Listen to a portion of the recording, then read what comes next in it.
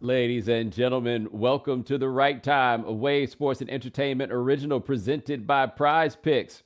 My name is Bomani Jones. Thanks for listening wherever you get your podcast. Thanks for watching us on YouTube. Subscribe, like, rate us, review us, give us 5 stars. You only give us 4 stars, I'm inclined to believe you are a hater. We're going to get to the madness in college football in just a second. But first, I was watching the 49ers and the Eagles game.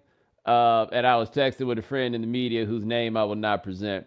And for the first quarter, it was looking like the Eagles were a vastly superior outfit to the 49ers. And I was like, yeah, we ain't going to have to pay attention to this game very much longer. And I was right. We did not need to pay attention to that game very much longer, just not for the reason that I thought was the reason. 49ers whooped that ass. Like that, there's really not like much more science that you can express to get to the bottom of what happened there, man. They just beat the brakes off of those boys.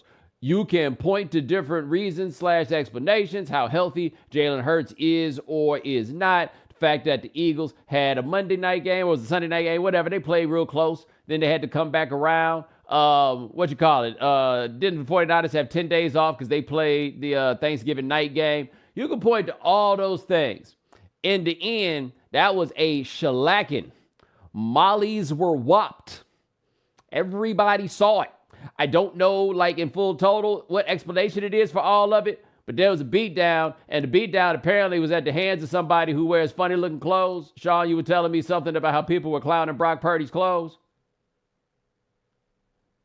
Yeah, we had. Hey, man, that dude ain't got no bread. Yeah, what do you expect? They said how are we losing to a guy who shopped at Kohl's? Kohl's is great. Why you hating? What?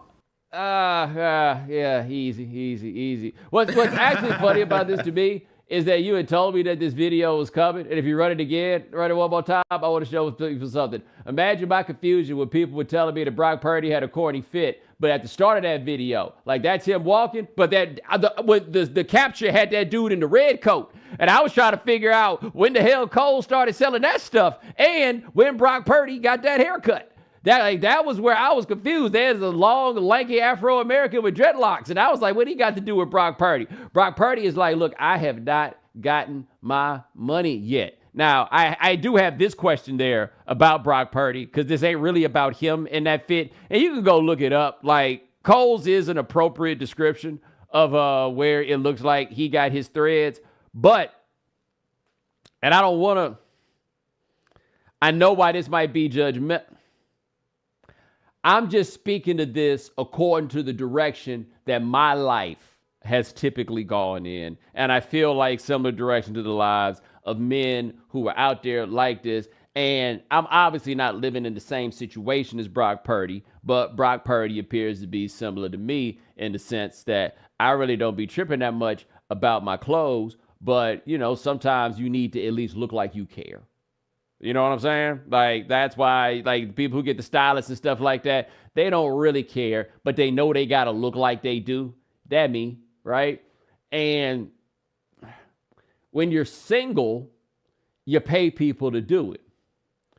When you're in a relationship, it is typically done for you, whether you ask for it or not. I believe that Dominique and I were talking about this the other day when he was wearing that shirt that I did finally get a chance to look at and understand why he knew I was going to have questions about it, none of which is to say there was anything wrong with the shirt. Anyway, all I'm saying is I am rather surprised that the future Mrs. Purdy, because the internet say he is engaged, I am a little bit surprised that she got him out here getting off the bus looking like this. That part shocks me. I would also make the point that I think that this is also like kind of sort of a function of being a quarterback, because I feel like if that was what his gear was looking like and he played a different position, perhaps defensive line or something like that, where he had a bit more direct interaction with the Afro-Americans, somebody might take him to go get some fits. It might look comical, like it may look like Halloween sometimes, but I feel like somebody else in the position group would have been like, hey man, let me put you on to some game right fast. Or even if it was not one of the brothers, how about his brother in this sense, Christian McCaffrey? Like, I feel like if he was a running back, Christian McCaffrey might get him on some of that pretty boy shit that he was wearing in whatever magazine that was. Like, I remember he was wearing, like, wasn't it like a silk scarf or something like that? It was one of them joints that tied in the front and it looked like dog ears. You know what I'm saying? Like, I can't remember what it was, but I feel like he'd have had Brock Purdy out there a little better. So I'm just a little surprised that a man in a committed relationship would be out there getting off the bus looking in that way that he does. He got the away suitcase. I bet the house that she told him to get that. I'm surprised she ain't tell him what to put in it. Especially with that color, that light little pink color. I almost think it's his lady's suitcase. She was like, just take mine. You're going on a road trip. Don't bring your duffel bag, you know? No, Brock don't care. Like, he's that guy that doesn't care, and maybe she gave up on trying to care, right? He's not like some of the rest of us who are just like, hey, look, I don't really, like, if you're not going to care, you got to not care. So when she suggests that you wear this thing or whatever, if you say you don't care, okay, cool, just go ahead and do that. And maybe she just got tired of it and just like, fine, wear whatever you want. No, that's cool. That's cool. Go to Kmart, get your shit, come back out. Who knows? Maybe that's what it is. But yeah, I definitely. Go ahead. I was going to say, and one thing, like, I don't know if you saw that the other 49ers players showed up in all black to the Eagles game, and I'm shocked that I did not. That no one else gave Brock Purdy that memo. Oh, wow. Yeah, he dropped the ball in every way. Or maybe he just don't be listening, right? I was like, oh, damn, y'all, that's right. Y'all did say we was going to do that. But anyway, they beat the Braves. I mean, they look strong. And Christian McCaffrey, by the way, I got 17 touchdowns already.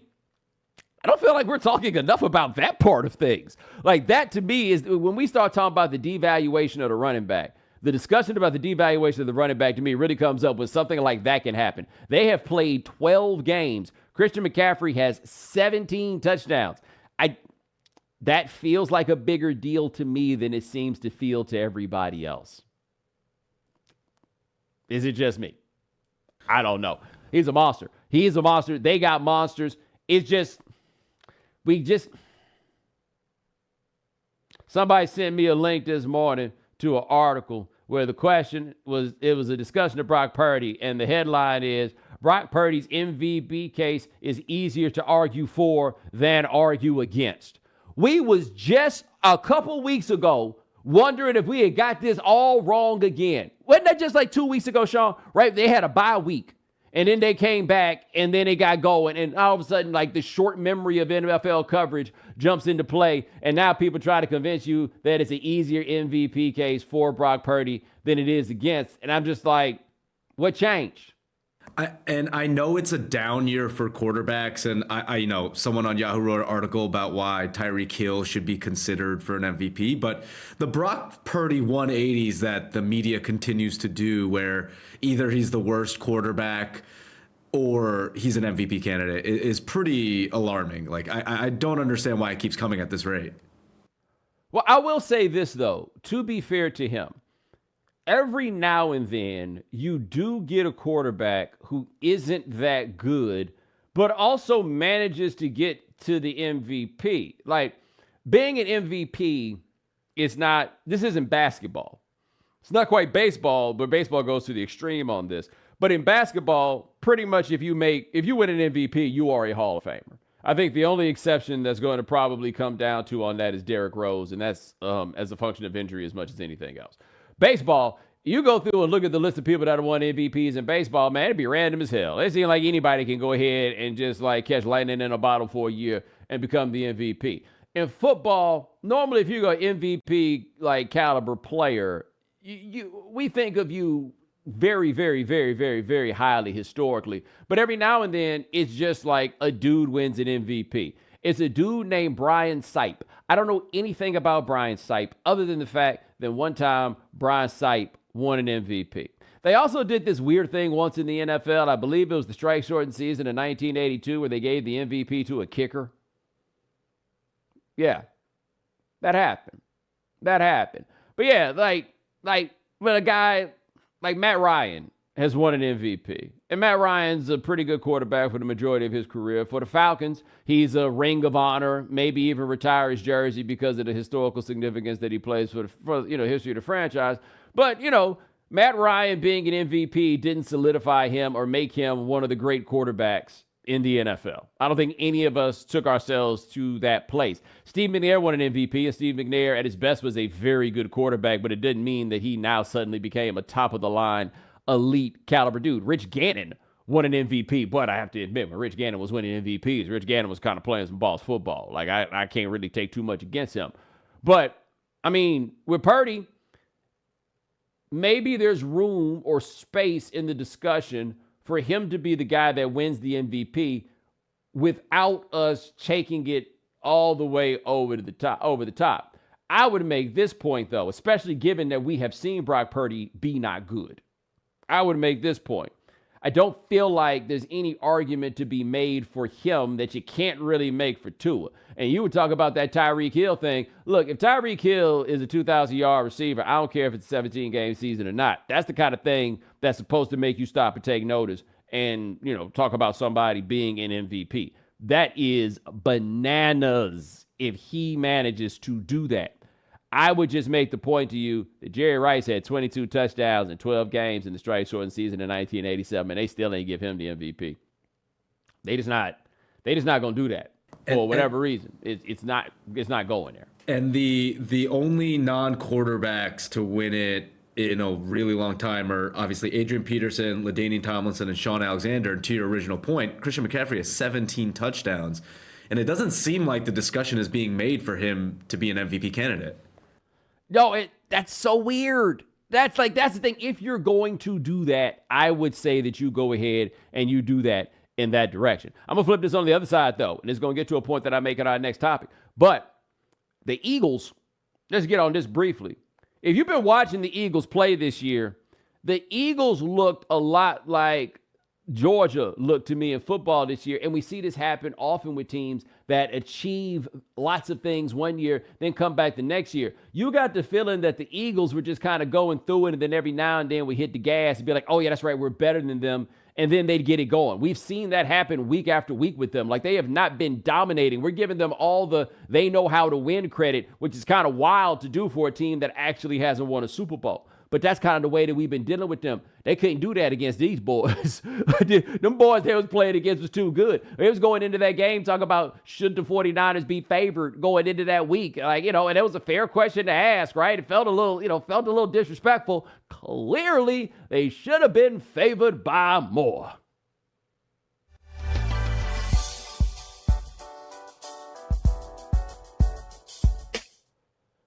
All right. So, I'm going to do my best here, right? My mother listens to the show. She doesn't like it when there's a bunch of cursing. And I think that she generally makes a fair point about the cursing and the barriers that encourage entry for people to get in there and cussing for no reason. It's just not a good look. It's not necessary. But sometimes there's points, there's things that have to come down. And there's things that frustrate me, and there's things that take me to different sorts of emotional places or whatever when I, get up on this here microphone. And I want everybody to understand this. This is important. I just want you guys to know what kind of person I am and where I'm coming from and just why I'm like this. And I can live with people disagreeing with me. I can live with people being wrong. I can live with having the minority opinion on something. But I'm going to be honest. When people sound really stupid and think they sound really smart and then tell me I just refuse to admit that I'm wrong, I got to tell you, it makes me want to call you motherfuckers. Just roundly, top to bottom, just over and over and over and over and over and over and over again. I just look and all I see is motherfuckers. And when I say all I see is motherfuckers, I mean it in the sense that y'all's last name is motherfucker. That's what you are, right? It's not just what they call you. I just feel like I see you when it's at the core. It's at your foundation. It's your identity. That's the feeling that comes up within me and out of me. And I don't want to be in that place because sometimes it don't matter if you're right. You know what I mean? And so I want to be smooth about this. I want to be cool, but some topics, it just be a little difficult for me in places. And I want you to understand, I am trying to be as respectful of your opinions as I possibly can in many cases. And I also need you to know this, and this is a struggle for me because I understand how society works. I understand how I feel about these things, and I know the kinds of things that get people shot. I know all of this, okay? And I don't know what to do when people are being stupid because there's no societally appropriate way to explain to them that they being stupid. And sometimes they need to know that, right? Because what I don't want is for you to be out here being stupid when there's an opportunity for you to like not be looking stupid. You know what I mean? Like, some people have relationships with people where they can tell you, hey, that might not look the most flattering on you, or you look fat in that, or whatever it is, right? But there's no way to really explain to somebody that the argument that they making is not flattering. They immediately see through the veneer of the euphemism or whatever it is. And like, you acting like I'm stupid. And like, yeah, that's exactly what I'm doing. But I don't want to do that because I don't want to get shot. I don't want to have to fight. I would want to fight under those circumstances. Okay. So I'm trying to find a way to do all this because I feel like the points that I want to make about the college football playoff are like important. Like I actually think that there's like a fundamental place and a like fundamental importance to what I'm talking about here, because it gets to like the root of why it is that we watch college football and where it is that I think that people have completely lost the plot and completely missed the point. Now, I want to start in a place that I actually realize now is like an antiquated argument. Like this is an argument that used to be a huge deal all the time that doesn't go anymore. So like, for example, for those of us who came up in sports talk radio, you'll know what I'm talking about in this, right? Sports talk radio, man, some days it just ain't nothing cracking. You got to figure out how you going to make it work. And there's always like an imperative to try to get people to call and stuff like that. And well, somebody once told me, and they were right. And it went for decades, okay? If you can't get anything going, if you don't, like, what am I going to do to get the people engaged? Just get up in there, throw out the telephone number and say, should Pete Rose be in the Hall of Fame? And the phone would just light up. Like that was one of those topics that was always a topic, no matter what. You always had room for it. I'm watching myself on the teleprompter screen, and I'm like, dag, I did a horrible job of hiding the wire on my IFB, but I'm going to do that now because it was driving me crazy. Boom. Anyway, like I was saying, that would always get people on the line. But just like Pete Rose would always get people on the line, should college football have a playoff? We get people going. Always. Now, the majority opinion always was that there should be a playoff. And there would be some people that would go in the other direction, but it was such an easy argument because there are few things that are easier to argue in this world, in the game, whatever you want to call it. There are few things easier to argue than those people are stupid. Like once you get like favor behind that argument, everybody gets behind that because nobody wants to stick up for the stupid person, right? And so it seems so obvious. There's no playoff in college football. Every other sport that you can think of in every other fashion seems to have a playoff. They are stupid for not having a playoff. And I had always made the point. Well, I made 2 points. Point number one that I think is hugely important is everybody want to talk about there being a playoff so that everybody can make more money that they don't give the players. And every person, no matter how, like all my fellow progressive people who've been watching sports and always up for the players, that shit always went out the window because they had their thirst and their desire for a playoff. You got people out here talking about having a 16-team playoff, which by my math would be what? 4 rounds of competition that the players are not going to get paid for, and you still gonna come out here talking about that. Okay, got you. Whatever, but forget that. That's simply morality. I'm talking about things that get a little bit more to your heart, right? To the things that people I thought cared about when it comes down to this. The bottom line is this. There is no good way to crown a champion in college football, not a national champion. And the reason that there is no good way to crown a national champion in college football is that has never been the point. Never at any point has the point been to determine a national champion. You always had back in the day dozens, not really dozens, but a zillion different people who came up with their own champions. Because why not? The reason this game just isn't built for that. Functionally speaking, mechanically speaking, You're never going to be able to come up with a good way to do this. You're just not. So take the place that we're in now, because these numbers weren't always the same, but take where we are now. There are 130 teams in the FBS. There is wide variance in the types of schedules that they wind up playing, and there is a very small number of games. And the number of games that's played is small in such a way that it does not allow very easily for transitivity in trying to evaluate what one set of results means versus another set of results, right? You also have great levels of inequality between the teams and resources they have, and the fact that brand names affect so much in terms of like how you can schedule and everything. It's like, it's just a zillion different things that go on here. You're not going to come up with a good way to determine who the champion is. But what we as a society, a sporting society at the very least, are sure of is that the truest way to determine the best team is to have a tournament of some sort, something that comes with a bracket. What you get when you set up a bracket is not necessarily who is the best team. What you get is the winner of a tournament. And who wins that tournament depends on a lot of things that very often just functionally have to do with the tournament itself, where games are played, who happens to be healthy, who's not healthy, everything else, what refs, what the weather was, all these things up and down. It doesn't give you truly a champion in the ways that people discuss tournament winners as being.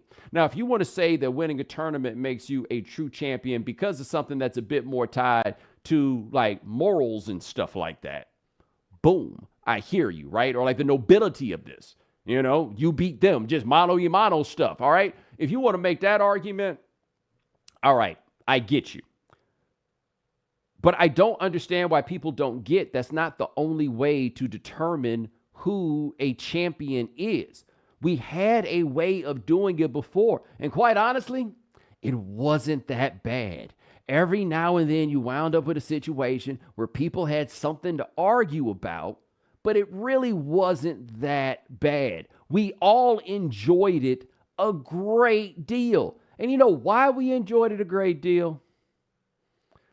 Because there's only one school playing for a national championship every year, and that's Alabama. Everybody else is in this for shits and giggles. Everybody else. Let me give you an example of something, okay? Michigan. You know, they about the same now, but whatever. Michigan finished the regular season as the number one team in the AP poll. Sean, did you realize that's the first time that Michigan has been number one in the AP poll since 1997? That sounds like a fake stat. That sounds like they've... Yeah. It doesn't make sense. It doesn't make sense. 1997, and that's Michigan, because they ain't never been playing for national championships. They got half a championship in 97, and I think maybe one other one since World War II. But they're Michigan. That's not it. If a team wins a national championship, people are happy about it. But that's not really like the point. And people can make these arguments about like, well, bowl games didn't matter and all this stuff. And I'll never forget this for the life of me.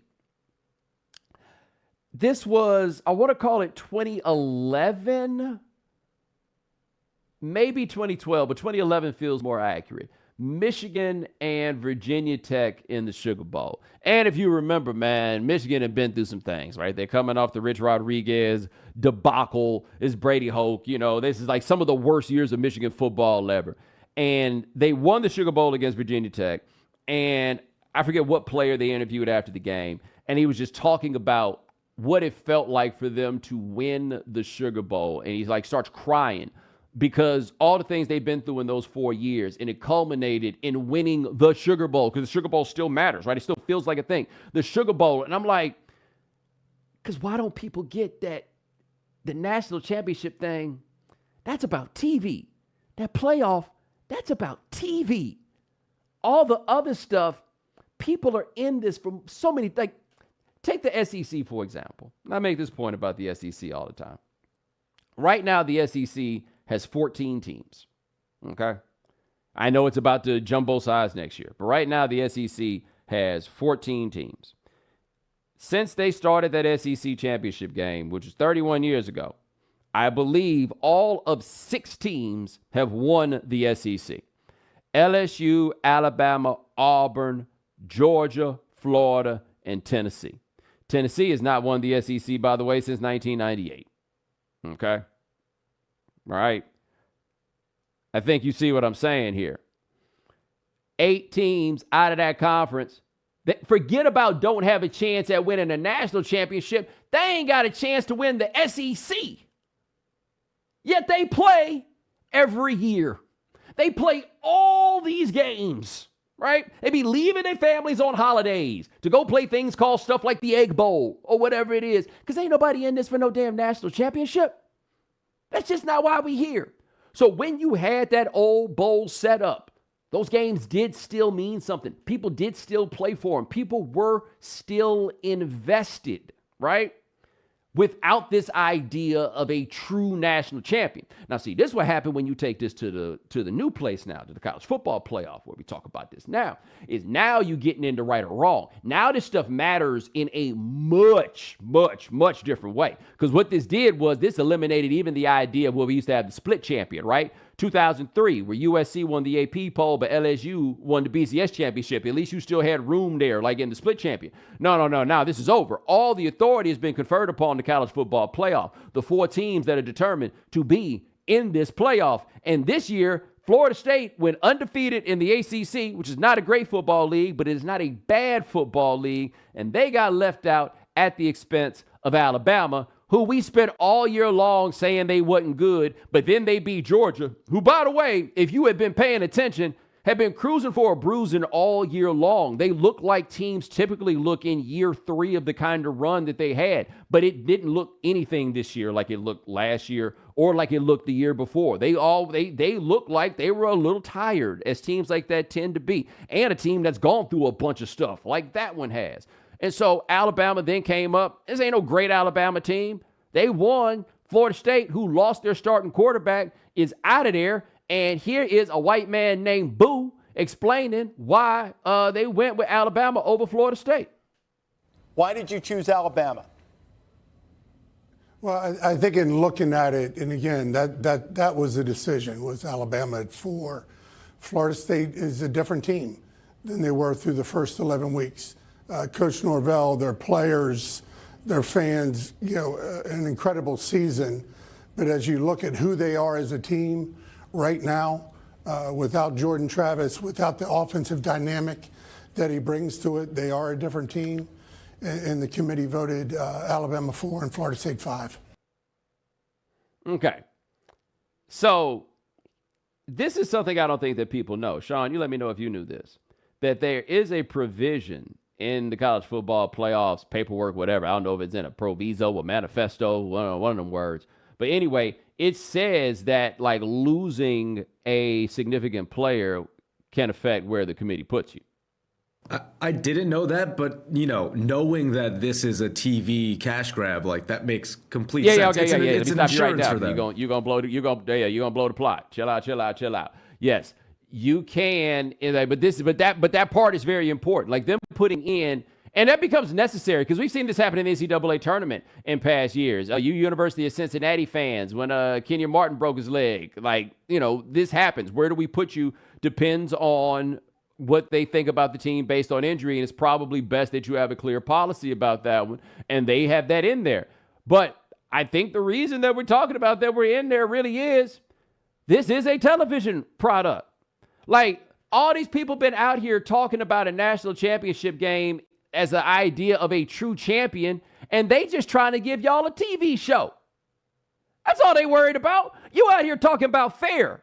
They talk about TV. Florida State, and this is where I do feel bad for them in this. There wasn't no reason really for them to show up for the ACC championship game, right? There was no the big thing about sports, and the thing that makes sports more compelling than anything else, the moments that we all love, you have been knocked down, so what you about to do? And Florida State took that. They went down quarterback 1 and quarterback 2, did it with quarterback 3, and got not just no reward for it, they almost got penalized for the fact Now, they're probably not going to play a good game against Georgia, though. We'll see how much Georgia shows up, right? Like, they may ultimately look bad there. But if you were making the argument for the players that this is anything about competition or anything else, then they absolutely got jobbed. There's no way around that. They did. But this is a TV show. And that's what this is about. And people think that somehow you're going to solve the problem by being like, well, if you let more teams in, then that'll fix what it is. No, it's not going to fix anything if you let more teams in. You know what you're going to have? More teams in there that ain't got no business being in nobody's playoff. How many times have we seen in the first round of that playoff just teams getting their doors blown off playing against Alabama, blowing off playing against Ohio State or playing against Georgia or whatever it is? Because as you step this down farther and farther, it just gets harder to put together something that's truly compelling. What you do is you just have a bunch of inventory of stuff to put on television, and what it's going to be is honestly not terribly different than the way they do the bowl games now. These bowl games wasn't meant for us to play a different one every night when they big. It's meant for New Year's Day. Pick the one to watch, flip around, right? This one might not be good. You go hop up on another one. That was always the best way to enjoy this sport because that is what this sport has always been about. What is so wild is hearing people make the arguments for the television companies. Because that's what all this stuff is about, making this playoff happen. A whole season of shows where they put out the rankings as if the only rankings that matter are the last ones. The ones that come before them literally have nothing to do with the ones that come after. They tell you that every goddamn week. They have nothing to do with each other. And people still buy into this. It is just a TV show. And I guess I get so mad when people make the whole we got to have a playoff thing. I made the point on Twitter the other day that it demonstrates a lack of creativity. And they're like, what do you mean by the lack of creativity? And what I'm saying is the only way that you think it's possible to have a champion is with a bracket. And that's not the only way to do it. We had this weird thing where we sent out a poll and we let people vote and decide who the champion was going to be. Was it perfect? No. But neither is a tournament bracket. The difference is a tournament bracket has clean, neat logic that no one will ultimately argue with. That's why I say this comes down to a lack of creativity. There's going to be some argument around this. It's going to be somewhat crazy. It's going to be nonsensical. Why? Have you ever paid attention to college football? It is entirely nonsensical. Nothing about the institution in its entirety makes a lick of sense, but it's provocative. It gets the people going. And people just enjoy it for all these reasons, none of which have to do with determining a national champion. They just don't. Not a single one. And by the way, Florida State, yes, the committee is saying they think y'all would get boat raced on television. That's what they're telling you. I understand why you would feel disrespected by that fact, but I'm here to tell you, I think you'd probably get boat raced on television too. So maybe it actually might be more fun for y'all just to have y'all's us against the world moment against Georgia. Because let me tell you what I don't think Florida State would have in them. Two of them. Like, you remember how TCU summoned up everything they had to make it happen last year to win that first game and then got their doors blown off in the next one. You know what I'm saying? Like Florida State, this will probably shape up to be something that'll make y'all a little bit happier. I think you got a better chance at some joy by going about it in this way. That's all I'm saying. That's just where I'm coming from. I want people to appreciate this game for what it is, right? Don't get so caught up in this other nonsense, because that is leading and going to lead to the ultimate ruin of this sport, is keeping your eyes on the wrong thing. And the wrong thing really is this stupid, silly, cynical, nonsensical idea of a true champion. Nope. Give me the fake ones like we had in my youth. They never weren't good enough, and they'll be good enough down the line. You know why? Because somebody tell you it's a champion, you're going to call it a champion. Period. Like, y'all aren't independent thinkers. If they say that's how we doing it, y'all ain't going to be like, out of protest, I don't acknowledge that champion. Nope, you count them all the same, right? So, enjoy yourself. Enjoy this little tournament as it's going to be. But I'm telling you, it was more fun before this.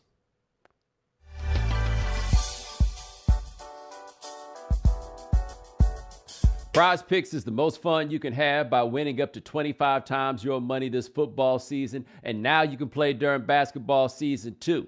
You just select 2 or more players, pick more or less on their projected stats, and place your entry. And with the NBA back, you can now pick combo projections across football and basketball from the Specials League, a league created specifically for combo projections that includes 2 or more players from different sports or leagues. Prize Picks is really simple to play. You can make our picks and submit your entry in less than 60 seconds. And if you stick around for the end of the show, you'll get to hear some picks from the producer Sean that can either help you win or make you fail miserably. So make sure you go to prizepicks.com/Bomani and use code Bomani for a first deposit match up to $100. That's prizepicks.com/Bomani. Prize Picks, daily fantasy sports made easy.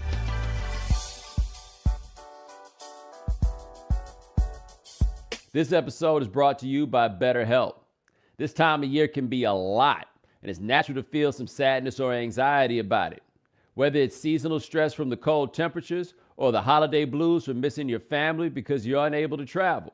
It can be a tough time for anyone no matter what their situation is, but adding something new and positive to your life can help counteract some of those feelings. One helpful solution can be therapy. Therapy can be a bright spot amid all of the stress and change, and it can be something to look forward to and something to make you feel grounded. Therapy can help you learn positive coping skills and how to set boundaries within your life. It can empower you to be the best version of yourself. And it isn't just for people who have experienced major trauma. If you're thinking of starting therapy, give BetterHelp a try.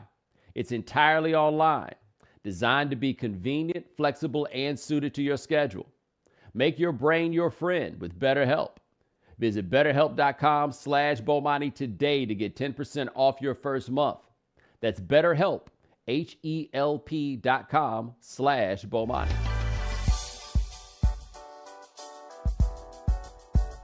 The holidays are right around the corner, and whether you're traveling or enjoying the time off from work, NBA 2K Mobile is the must-play mobile game for all hoop fans. This time of year is when basketball starts to heat up, and you can get unbeatable court action in the palm of your hand. Build your perfect dream team by combining legends with rookies or compete in tourney mode no matter where you are. You can showcase your skills and learn new ones while climbing the leaderboard. It's the perfect game for basketball lovers and casual NBA fans alike. Download NBA 2K Mobile free and start customizing your dream team today to join the holiday gaming fun. Download NBA 2K Mobile free on the App Store or Google Play. And use promo code Bomani Jones, one word, to receive an exclusive Shaquille O'Neal Pearl Tier card. We know you can't be on top of all the news and information of the day. No need for the social media feeds. We got you. Now, if you haven't heard.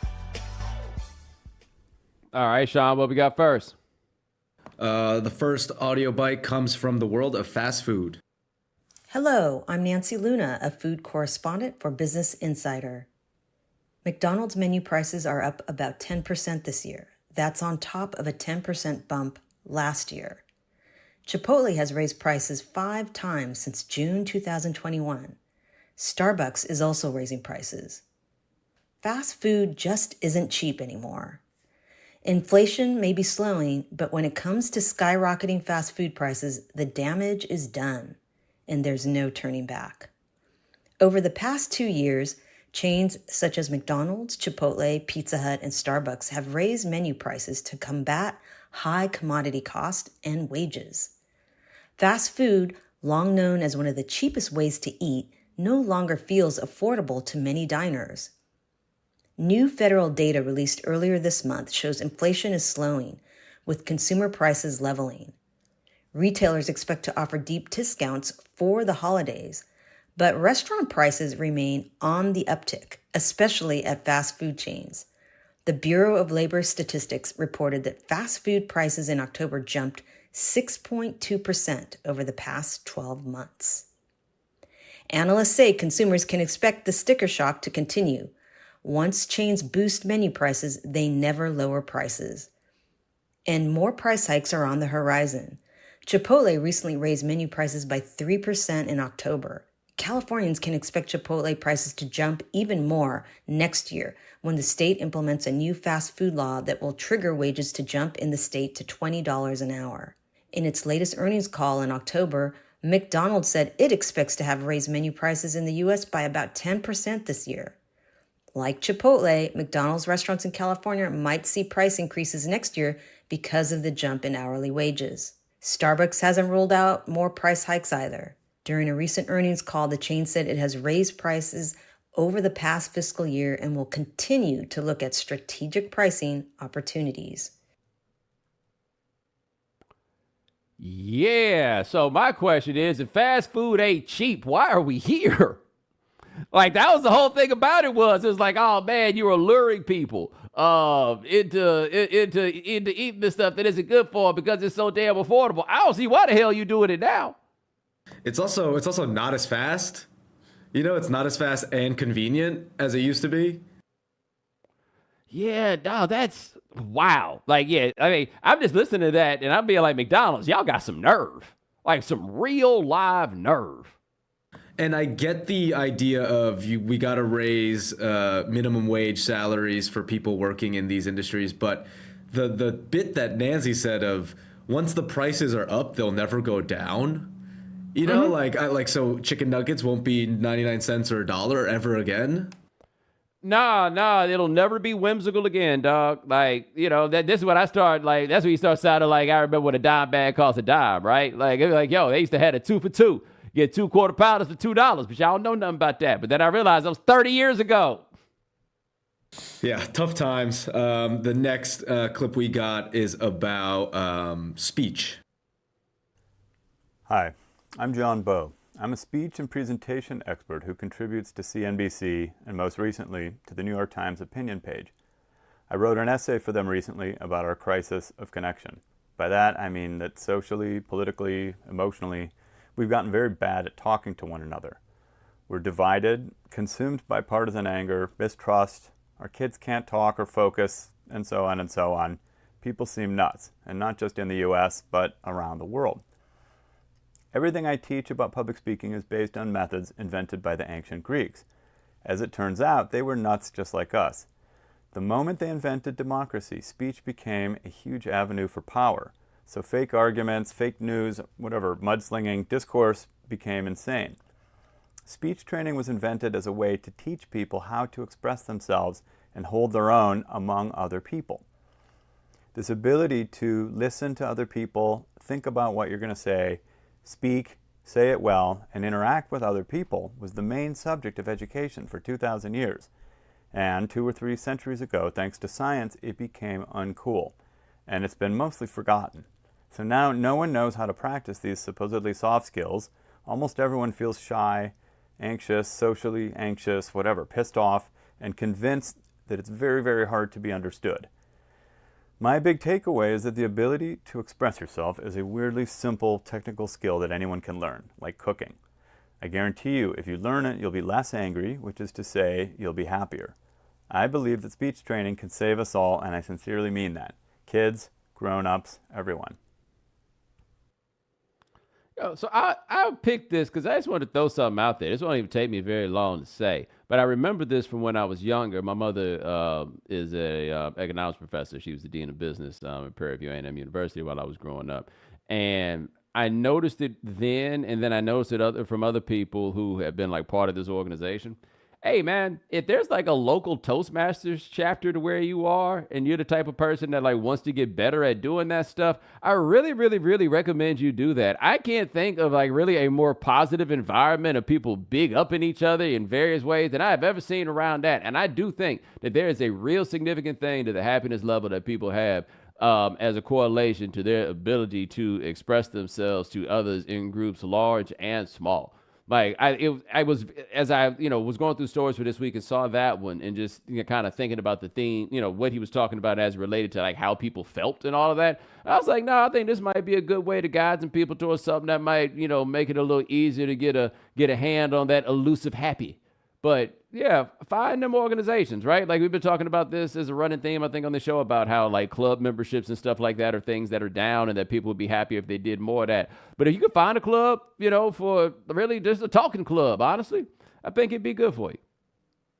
I agree, and I feel bad for the people who do have fears or anxieties about public speaking. And I think, to your point, a club can help ease that and lessen some stress in their lives. Oh, yeah, because let me tell you, public speaking is not easy for me. Like, I can do it like this, but you put a room full of people in front of me to not laugh at my joke? Woo-hoo! That's a little dicey. And you pay me to laugh, so that's why we're here. Oh, well played, Edgar, man. Well played. I thought you were laughing for real. Right. We got the last, if you hadn't heard today, regarding free speech. Hi, Bomani. This is Jay Caspian Kang. I'm a columnist at The New Yorker.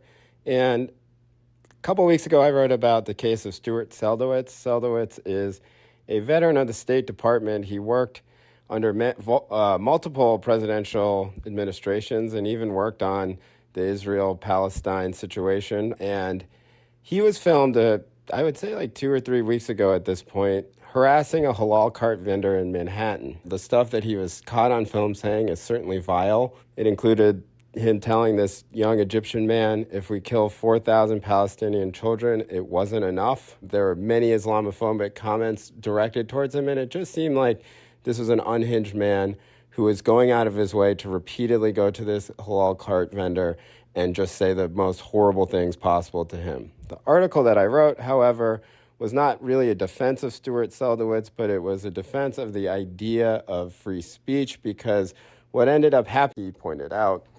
But, well, I don't think that Stuart Seldowitz should ever work in any type of government function anymore that requires him to have any type of influence over any type of foreign policy, given the extent of the Islamophobic comments that he expressed.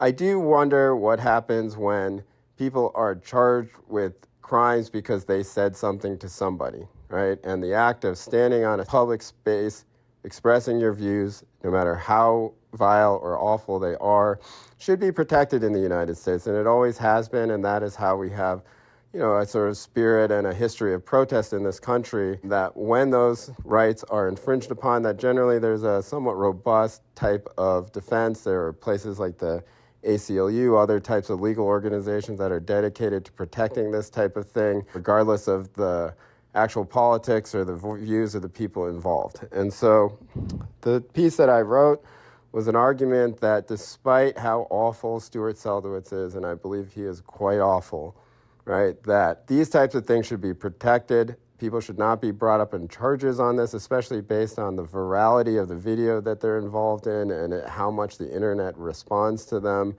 And that hate crime charges, which are problematic anyway because they're very hard to prove, prosecutors and police departments don't really like using them for a variety of reasons, including the fact that a lot of police departments just don't think anything qualifies as a hate crime. And a lot of prosecutors, and these are prosecutors who are on the left, don't want to do it because they sometimes think that overcharging people is also bad. Somebody is charged for a hate crime for saying something in a public space does not seem quite right to me. I'm wondering what you think about it, Bomani. And so, yep, that's my piece. Bye.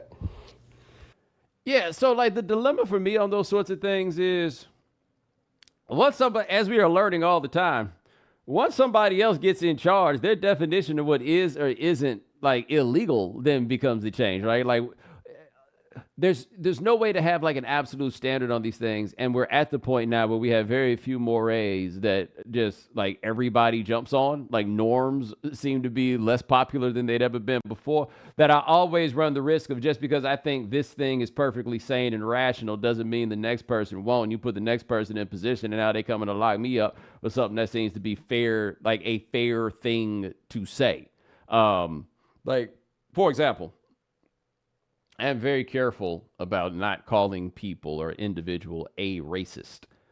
A, because it doesn't really matter if I say that or not. But B, like, people don't be really rolling with that. They don't buy that. Like, that has been established as a thing you just can't say about somebody. I think that that's preposterous, right? Like, I think that if somebody is in fact a racist, you should be able to say that.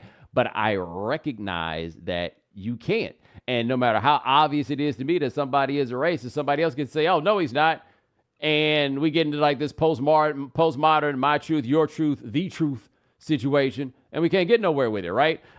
All I'm saying is all that stuff gets really murky and confusing. Now, the showing up and doing it all the time, that's where I think we're talking about something that's just a little bit different. This man could have got away with saying that stuff once and gone on about his business and it wouldn't have been a thing.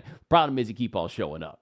All right. Now, that is to where I'm like, I don't even think we talking about free speech anymore. We just talking about if he come back here one more time and I shoot him, you going to say I'm the one who was tripping.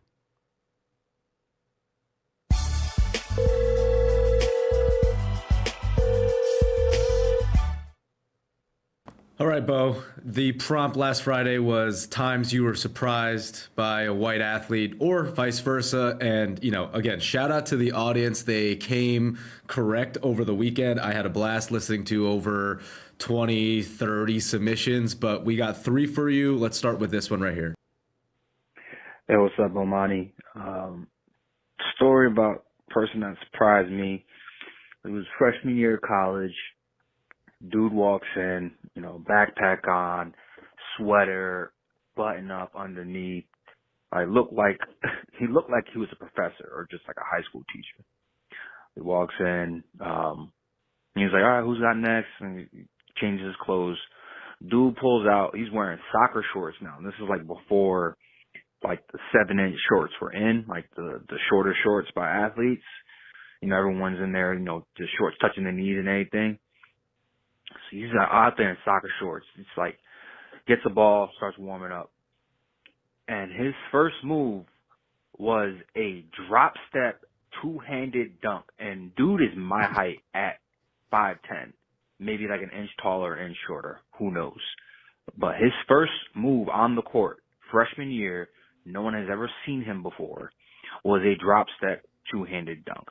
And then he goes to then do a windmill as another warm-up dunk. And we also became best friends. I see him a few times a few times a year. But yeah, great guy. But never would have thought him walking into the gym that he would be on that. Thanks, Bo. So what was his nickname at the court? Because he had to have a name. About what y'all said. Right? He had to have a name. Yeah. No. They had to call him something. He out here, white dude, 5'10", two-hand. No. They called him something. I don't know what it is, but they definitely called him something. My jaw dropped when I heard the height. When the guy mentioned the height of the dude who did a drop step dunk, I was like, what? This guy's just built different. Wow. He must be really bad at everything else, though. All right, somebody would have found a way. Like once you cross over a certain threshold, like that's the thing about white dudes playing basketball. You either underrated or overrated. Ain't no in between.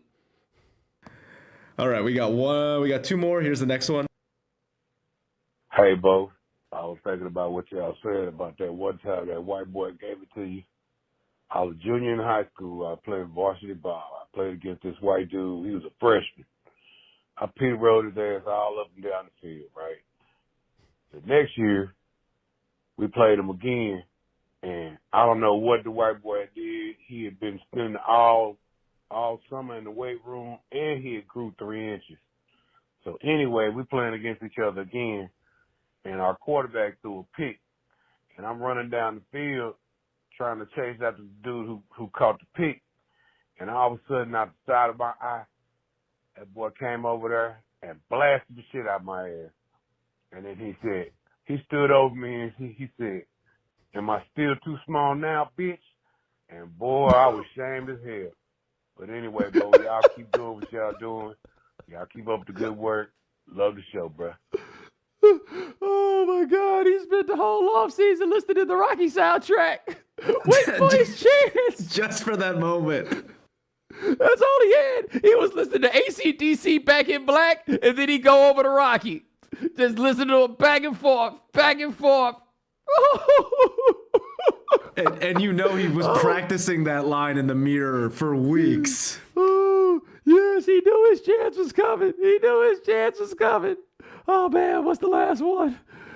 Hey, Bo, this is Jeff from South Florida. The year's 1998. My girlfriend at the time, now my wife, and I had the chance to go work at the College Football Awards It was the first year that was at Disney, I believe. So we're down there. Our job was to pick up the players from the airport and get them over.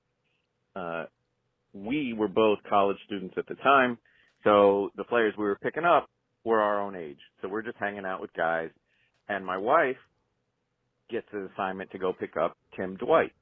So at the time, I'm like telling her, listen, Tim Dwight just had this huge game against Penn State, returned kicks for touchdowns, flying all over the field. He's awesome. Good luck. So she goes to the airport to pick him up. She's holding her little sign, says Tim Dwight on it. Some guy walks up to her, as she described it, some cute little white guy, and he goes, hey, you're here for me. And she just looks at him, and he goes, you thought I was going to be black, didn't you? Not just one way, Bo. It goes both ways. Take care. Love you. Keep up the good work. That was not, you know what? And it's not, I think it's the Dwight part.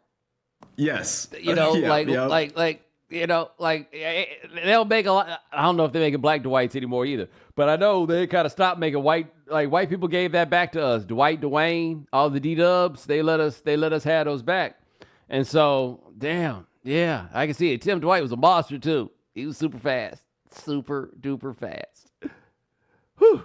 Man, I am still laughing at that dude standing over him. Am I still too small now, bitch? My man said, boy, I was shamed. I appreciate the honesty, my brother. But ladies and gentlemen, thanks so much for joining us here on The Right Time. Thanks for watching us on YouTube. We do this 3 times a week. But hold on, Sean, we got picks for the people. We sure do, Bo. We're going Prize Monday Picks. night. Brought to you by Prize Picks. We make sure I got that right. Certainly brought to you by Prize Picks. We got I got 3 picks I'm combining together, and I'm going an interesting route. I'm going to take Evan McPherson, the Bengals kicker. 1.5 field goals made. I'm taking more there. Brandon McManus, 1.5 field goals made. I'm taking more there. Trevor Lawrence, 0.5 interceptions. I'm taking more. I think he's going to get a pick, and I think there's going to be a lot of field goals in this one. All the way over. All right. Check them out at Prize Picks. And ladies and gentlemen, all that stuff I said before. Thank you to our If You Haven't Heard contributors. Thanks to Nancy Luna of Insider. Check out her story on how fast food isn't cheap anymore at businessinsider.com. Thanks to John Bowe. Check out his story in the New York Times about our current crisis of disconnection. And thanks to Jay Kang of the New Yorker. Check out his story about whether people should legally have the right to say awful things without consequences. Remember, follow The Right Time. Watch us on YouTube. Subscribe, like, rate us, review us, give us 5 stars. You only give us 4 stars, I'm inclined to believe you are a hater. We'll talk to you guys in a couple of days. Take it easy.